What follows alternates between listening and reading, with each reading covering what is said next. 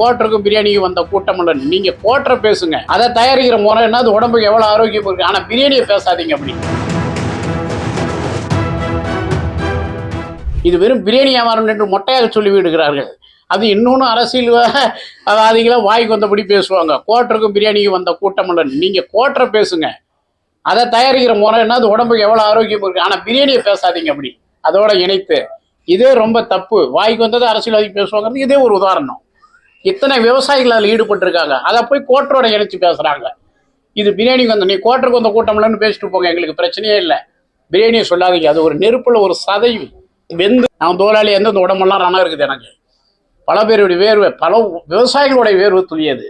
அதை போய் நீங்கள் பிரியாணின்னு சும்மா மொட்டையாக ஒரு பேர் வச்சிடாதீங்க. அதுக்கு பெரிய பேர், அதுக்குள்ள எத்தனை விவசாய பொருட்கள் அடங்கியிருக்குன்னு பார்த்தா அந்த விவசாயிக்கு மைப்பளித்து அந்த போட்டோட ஒப்பிட்டு பேசக்கூடாது என்பது பத்திரிகைகள் முன்னாடி என்னுடைய அன்பு வேண்டுகோள். அதே போல் சேலமரம் அடுத்தது உலகெங்கும் நிறுவனத்துக்கான முயற்சிகள் இருக்கிறோம். அதுக்கான முயற்சிகள்லாம் நடந்து கொண்டிருக்கிறது. விமர்சனங்களை ஒரே பதில், எங்களுடைய வளர்ச்சி ஒன்று தான் அதுக்கு பதில். இவருடைய உழைப்பு தான் பதில். எங்களுடைய தரமான முறையில் தயாரிக்கப்படுதா என்பது மக்களுக்கும் எங்களுக்கும் உள்ளது. சில பேருக்கு மனக்குறைகள் இருந்தால் நேரடியாக நிர்வாக உரிமையாளர்கிட்ட பேசுங்க, அது சரி செய்து விடுங்க. என்ன வயிற்றுக்கு சாப்பிட்ற பொருள் தானே.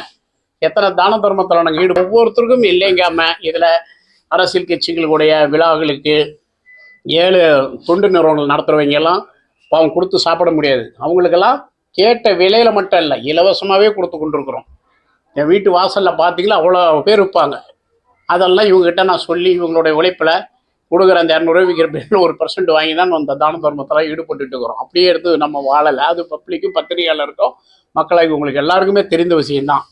இப்படி தான் ஒரு தொழிலை செய்யணும். நம்ம வாழ்வது வாழ்க்கை இல்லை, அதை பகிர்ந்து வாழ்கிறேன். உதவியாளர் கூட, அரசியல்வாதியும் கூட, தொண்டு நிறுவனம் கூட, ஏழை எளிய மக்களோட இத்தகைய பணிகளை சேலமரம் இருக்குது. அதையும் தாண்டி இளைஞர்களுக்கு படிப்பு இல்லையா, தாய் தந்தை அநாத பிள்ளைகளுக்கெல்லாம் எங்கள் வாழ்க்கை ஒரு உதாரணம். சேலமரம் ஏதோ ரோட்டோர ஒரு காய விற்று பொழைச்சிக்கலாம், ஒரு கீரை போட்டு பொழைக்கலாங்கிற நம்ம அம்மாக்கள் தாய்மார்கள் இருந்து இளைஞர்கள் இருந்து நாங்கள் வழிகாட்டியாக இருக்குது எங்கள் வாழ்க்கை முறை.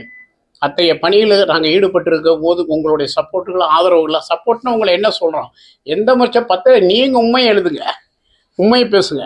உங்களை யாரும் தடுக்க இந்த உலகத்தில் யாரும் கிடையாது. நீங்கள் கொடுக்கறது தான் இறுதி தீர்ப்பு. உச்சநீதிமன்ற தீர்ப்பு வழக்கில் கொடுக்குதுன்னா ஒரு பப்ளிக்கான தீர்ப்புனா ஒரு ஊடகத்துறை தான். இந்த நிறுவனம் எப்படிங்கிறத நீங்கள் பதிவு பண்ணுங்க. நாங்கள் மனதார வாழ்வு ஆலோசகராக இருங்க.